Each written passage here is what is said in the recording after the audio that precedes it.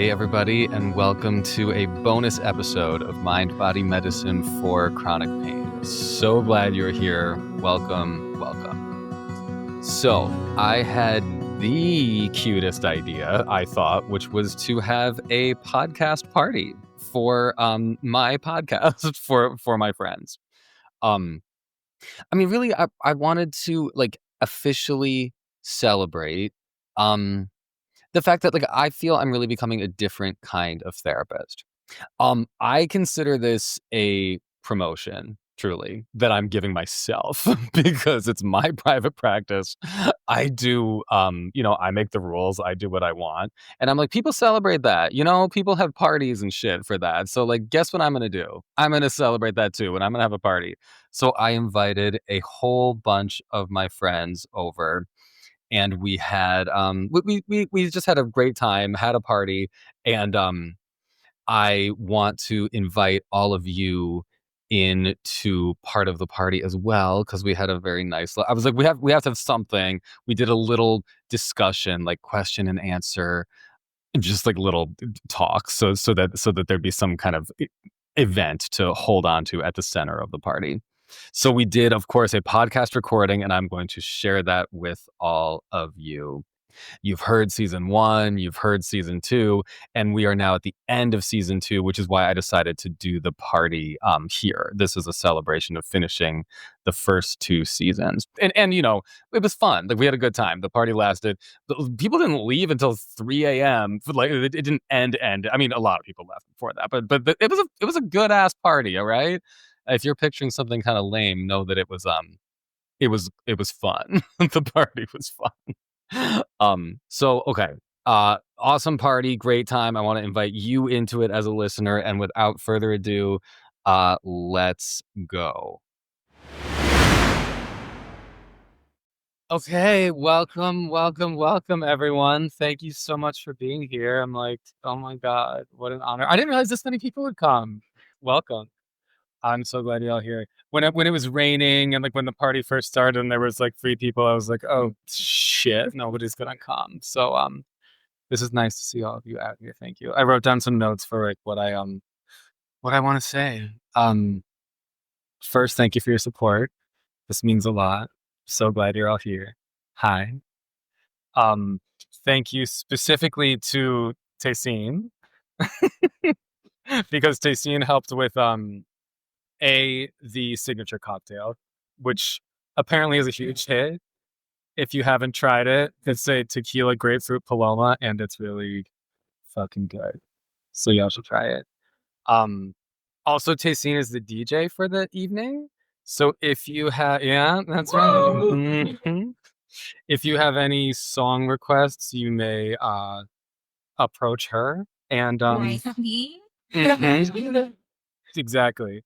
And what you may not do is disconnect Taysin's phone in order to connect your own.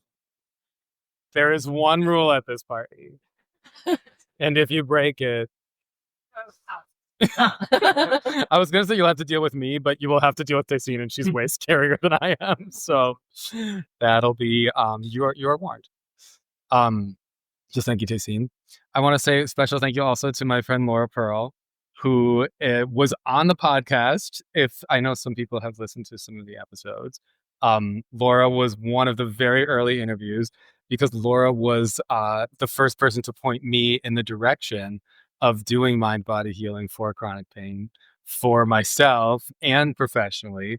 So thank you, Laura, for, opening the door. A special thank you to some other people who actually aren't here, but thank you to Nyanika, because the very first interviews that I ever did were with my friend Sean, the other Sean, and Nyanika, because I was trying to figure out how does this technology even work.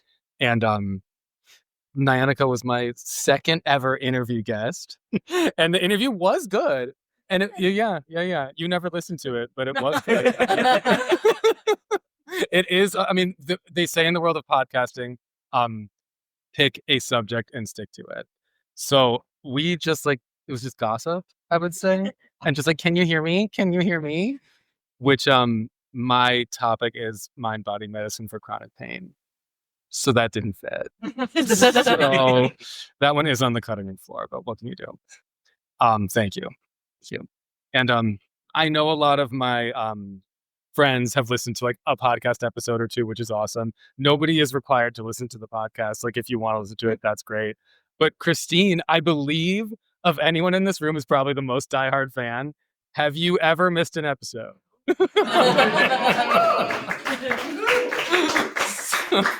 So thank you, Christine, for really pulling through. And okay, a special welcome to Milop. Don't everybody look right now. You're not allowed to look at him right now so he doesn't get embarrassed. But the guy who I'm dating is here. So if you ever want to say hello or, introduce yourself, tonight is the night. But don't rush him. Don't make him feel it. Okay, so I needed to do some kind of event or some kind of like thing to anchor this event, and I thought, like, why not do this? Just a brief like question, answer, comment, like just something to like make the event have some beef to it. So it'll be a brief intro from me and then a little Q&A about the podcast, and we are recording. If you're wondering, like, why is he holding a microphone that is not amplifying his voice and doing nothing? It is because it is recording. And I don't know, something that this is one of the things that this is good for is not picking up background noise. So as you're all like chuckling along, I don't know if it is or is not picking that up. So we'll see how like awkward or not this ends up sounding. But if the conversation ends up being interesting, I mean, we're not going to talk for long. It'll just be like 20, 30 minutes. But if the conversation is interesting, it will be a bonus episode in the podcast. If it's not interesting, it'll be just for us. But we'll see what happens. Okay, so I'll just start by saying like I like wanted to do a thing to celebrate like I am becoming a different kind of therapist. Like I used to be a one-on-one therapist, and I still am. But now I am also a therapist with the podcast. Which like really does change things, the vibe, because therapists are taught don't disclose really much of anything. Certainly at the minimum, it's like be very, very judicious about self-disclosure, which I feel like I am, even though I disclose a lot on the podcast. I do it in a way that I think is it I shouldn't even say I think, I know, because I'm doing it. It is very judicious, but it is it's very different than the way that I was trained. So I'm becoming a different kind of therapist. I'm giving myself a promotion since I work for my fucking self. And I'm the boss still. I was before and I still am. But I wanted to celebrate that. So in February, I wanted to start a podcast. That was like a thing that I wanted to do. In February, I took a online course on this little computer right here that was called Start a Podcast and Get Your First 100 Downloads in 30 days. Cute, right? And at that time, that felt impossible. I was like, start a podcast, first of all. Oh my God. Get 100 downloads. Like, would that really happen? Like, can I really do this? Like, it actually felt like a miracle stood between me and that. So that was in February. March, I put out the trailer. April, the first Sunday of April, I launched the podcast. So the first 2 episodes came out. Now it is September, and there are actually 28 episodes. As of tomorrow, there will be 29. So we're almost making it to 30. And I got my first 100 downloads. So it worked out. In fact, the podcast passed 200 downloads, and then 500 downloads, and then 1,000 downloads, and then 2,000 downloads. And we are now at, I literally pulled this up. As of 20 minutes ago, we are looking at 3,542 downloads. Hey.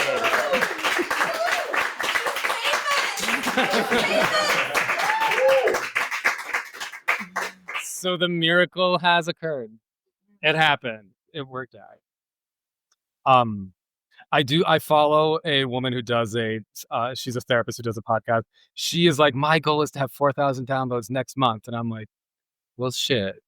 then so is mine. So that's my next goal. Also, Nicole Sachs, who has like an excellent a chronic pain podcast. Hers has over 5 million downloads. So I'm like, goals, yeah, goals. But tonight we're just like here to celebrate the accomplishments that I have had, and I'm just so glad that you're all here. And so with that, I want to turn it over to anyone who has a question, comment. We're just having a little discussion. I'll pass the microphone to you. Any question about the podcast, chronic pain, what it's like to, put yourself out there, do a creative project. Any questions or comments are lovely. Great. Here, let me. Do you mind coming up and you say your name and then ask your question? My name is Kevin. I'm curious, what have been the most interesting reactions you've gotten to the podcast? Both reactions that have made you happy and reactions that have made you upset. Good question. If people are listening, are wondering like, why does he have the same voice? That is because that's my brother. And I feel we don't look that much alike, but we have the same voice. Right? Don't you think? I think so. We do kind of look alike too. What like reactions?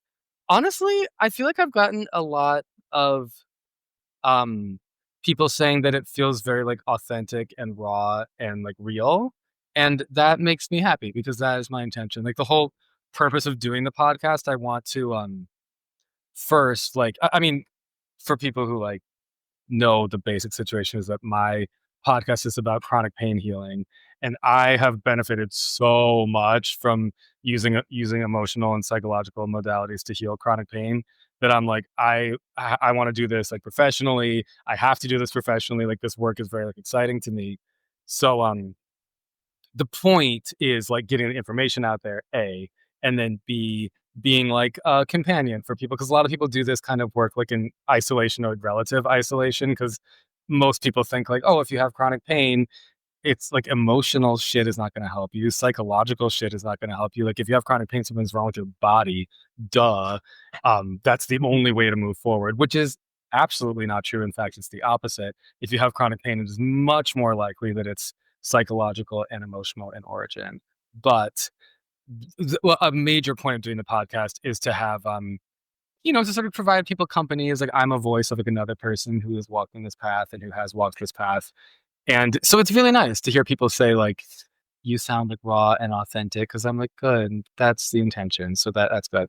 The flip side of that is that I am very judicious about what I share. So I definitely don't share everything about like the deep emotions that are part of my journey or whatnot. So yeah, while it is raw and authentic, it is also, everything on there is true and everything on there is professional. It is very hard to hold all of that. But that is what I do. And then reactions that have been bad. Luckily, I haven't gotten too many. I can't wait. I've gotten a lot of reviews on the podcast. They're like 5 stars, love it. I'm like, let's generate some controversy. Like, I'm like, where are the 1-star reviews? They're like, this is bullshit. Or like, you're so gay. Why do you talk about so much gay shit? Like, it hasn't come yet, but as the podcast gets bigger, it will. So I've gotten like, you talk too slow. It's dumb shit like that. Just listen on 1.5 speed or whatever. Figure it out. Any other questions or comments? You say your name and your question or comment. Okay. Hi, my name is Marlies. I have actually so many questions, but my burning question is, so I've listened to several episodes, some interviews, but also the first episode with Sean Hershey. Excellent introductory episode. And speaking of like, it's a follow-up to Kevin's question, speaking of being like judicious, but also sort of authentic, I was struck by how brave you were in that episode and the sort of like talking a lot about your own history and a lot about your own journey. Some of which I've never heard before. And I was wondering how you felt before that first episode in sort of like scripting that and understanding what you're going to share. And you share a lot about your family and your upbringing. Have your parents listened to it? Are you nervous about that? And I'd love to hear a little more about that sort of like initial part of like what it means to share what parts of yourself to the public, including your family. Good question, Marlies. Thank you. The only rule of this party, as you know, is tasting controls the music. The only rule of my podcast is my parents aren't allowed to listen to it. Yeah. Wait, like when I started it, I was actually like, there. I couldn't do it and have them listen to it. And they followed rules. So I asked them not to, and I assume they will not. There's nothing on there that's shocking or bad, but you know, just in case people get upset, there's that is a hard line. And yeah, what did it feel like to put myself out there? Scary. Period. Yeah, it felt scary and vulnerable, but I'm glad that I am doing it. And I mean, like I said, and I've said this on the podcast before, and I've said it even now, everything that I share about myself is through a professional lens, and I do, I carefully think about like, will this be helpful for the client? Like, will it be helpful for them in feeling like, A, I'm getting information about chronic pain, B, like this is somebody who I can relate to and I'm not alone, and like creating like a sort of a connection there. If it serves those purposes, then I will share it. If it doesn't, then I would not share it. And there's some things that might serve those purposes, but would be just like a little weird to share, so I wouldn't share that. But yeah, thank you for the question. Yeah, that'd be good. You can say your name and your question every time. Abigail. And is there anything surprising that you have learned about yourself since starting the podcast that you feel comfortable sharing? Like any, characteristic or anything that's come up? Yeah, actually, definitely yes. Like, easy answer. I've been surprised at like how much material there is for me to say. Like, when I first started, I was like, okay, I'm gonna do 12 episodes and we'll like see how that goes. Very quickly, I'm like, well, there's 12 episodes full of material and I've like got more to say. And like as episodes are going, I'll like look at the clock and be like, oh shit, I'm not even halfway through the notes that I have and it's already been like 50 minutes. Like, god damn it. All right, well, this is gonna have to be 2 separate episodes, and like I have so much to say. And so I will say sometimes because I listen back to the podcast as they come out and I edit them. I always edit them the day of because I try to just like produce it quickly, not think. I don't want to like obsess over like, is it perfect? So I always edit it within like a day or two, and then I just put it out. But I do repeat myself a lot. That I don't love. Sometimes I'm like, maybe it helps it land with people, and listeners are lucky that I'm just saying the same thing over and over and over again. Sometimes in exactly the same way, which I'm like, wow. But I do have a lot to say, and that surprised me. I didn't know there'd be so much. We can do a couple more questions or comments before we're done. Great. Yeah, let's go on. Hi, I'm Muskan. Because you wanted to make it more controversial, what is the most poo-poo interview that you've done on this podcast? Laura Pearl, who's right here. I interviewed Laura. That was not cuckoo. What is the most cuckoo interview? All the interviews thus far have actually been good. My fear is that I will someday, and I wonder if other podcasters have this problem. My fear is that I will someday do an interview where afterwards I have to be like, I can't air that. Like, I can't put that on my platform. Like, I fear that will happen someday. So far, it has not. But, so the most cuckoo interview, listen to all the interviews and you answer for yourself. I feel good about each interview. Certainly good enough that I published them all on the podcast, and I fear the day that I may someday not be able to publish one. Any other questions or comments? Yeah. You can say your name and your question. Yeah, your comment. I am Emma. First one, so I'm a few excited for you. Who will be your dream guest on the podcast in future? Such a question. Love you too. Such a great question. This is like such a random answer, but I've had Has anybody read Becoming by Michelle Obama? No one? I'm like, that was such a basic book. When I was reading it, I was like, everyone and their mother is reading this damn book, but I love it. And Michelle Obama's my new best friend. No one? I just thought I don't know. I thought that was a very basic choice for me to make, but I really enjoyed it. That's right. I'm the most basic person here. That's maybe the problem. But I read that book, and it's not worth getting into the whole story, but she tells like a really great story about like her. I read this book while I was a high school therapist, and she tells a story about like her high school guidance counselor who told her she was not Princeton material at age like 16, and she did end up going to Princeton for college. And in Becoming, which she writes as like maybe a 40-something, 50-something year old, in this narrative, like she's like, I just went to law school. Look who actually was Princeton material. She didn't know, like she thought I wasn't Princeton material. And then it's like she becomes whatever. She makes partner, and she's like, and look at that, Miss Whoever didn't think that I was Princeton material. And then she's like, my husband is the president, and literally on like in the inauguration night story, she's like, and fucking Miss Whoever must be sitting at home right now, and she didn't think I was Princeton material. And that just like blew my mind, because I had always been on the page, like a lot of adults who work with kids in roles like that, especially with teenagers, somehow like take it upon themselves, like they think it's their job to like crush the kids' dreams and like bring them back to reality. And like, you can't, you're not Princeton material, for example, or you can't be an actor, or you can't be famous or whatever. And a lot of my clients at the time wanted to be actors and famous and like all of that. And I was always like, it is not my job to tear them down. Like the world will do that, sadly, to most of them, because most people don't become famous. But but I don't need to teach that lesson to anyone. And something about the way Michelle Obama told that story, I'm like, I would love to have her talk about that on the podcast. It's not even really related, but I'm like, I would find a way to fucking make it related. Something I have actually considered doing is telling that story on a podcast and including a picture of Michelle Obama on the cover, kind of as if I had interviewed her.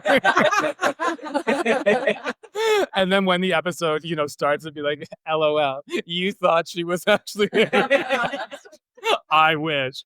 But maybe. Maybe. Yes, Laura.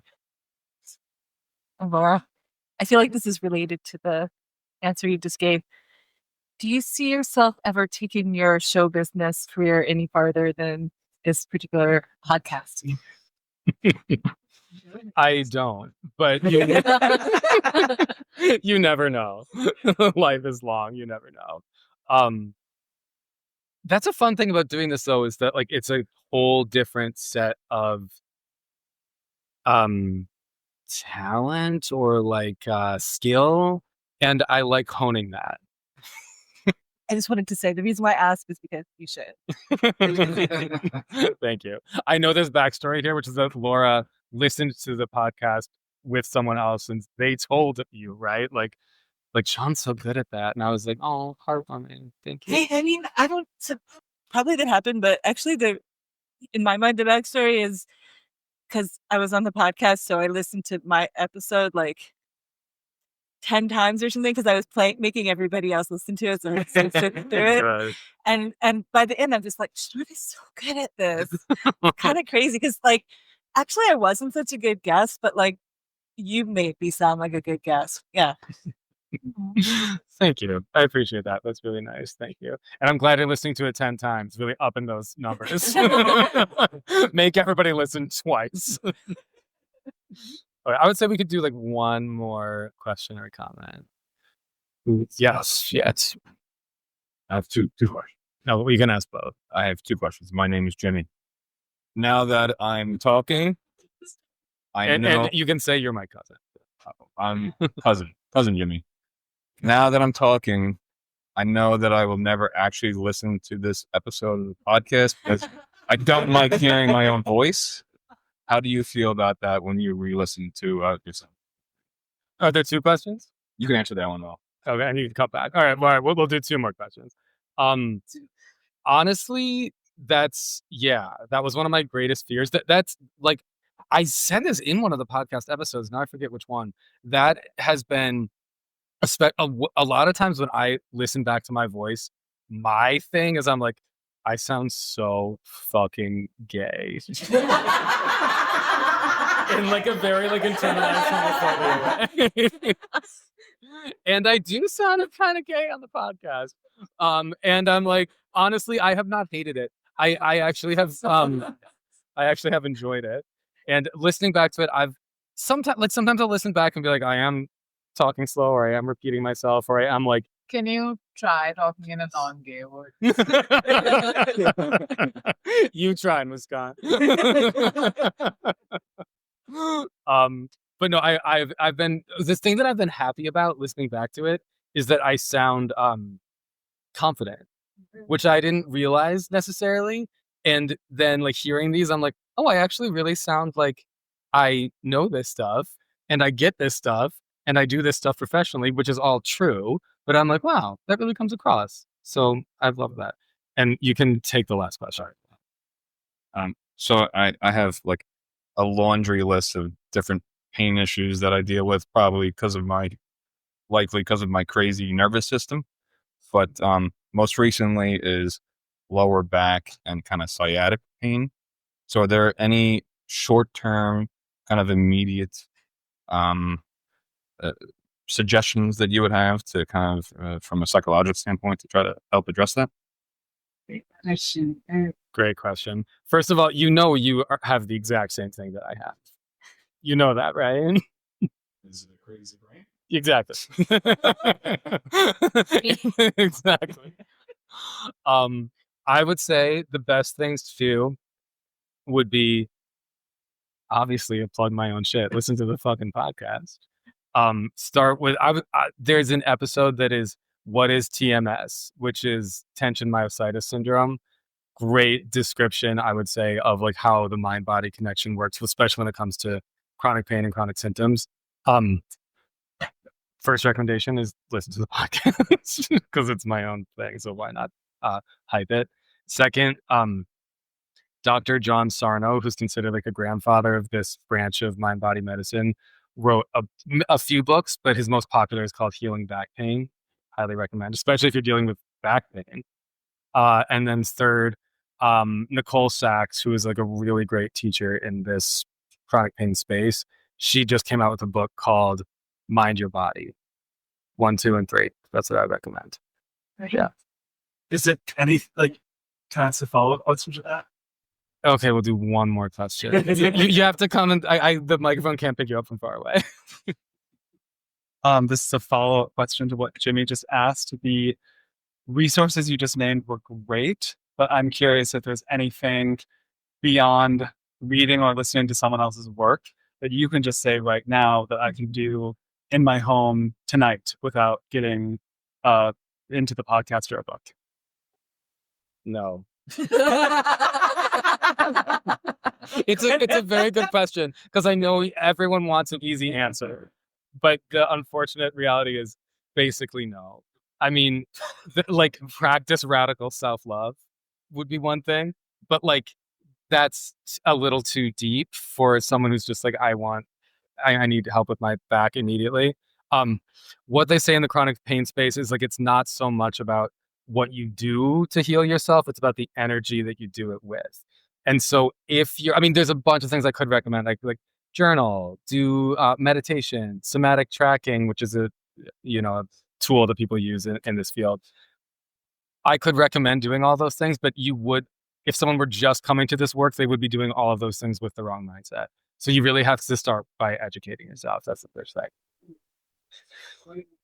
Yeah. See, for those of you listening, somebody just said, great answer. Okay, everybody, this is so awesome. Thank you. Truly, thank you so much for coming. Stay around. Have fun. Thank you. And let me do my podcast outro for everybody listening. This has been Mind Body Medicine for Chronic Pain, and I will see you soon.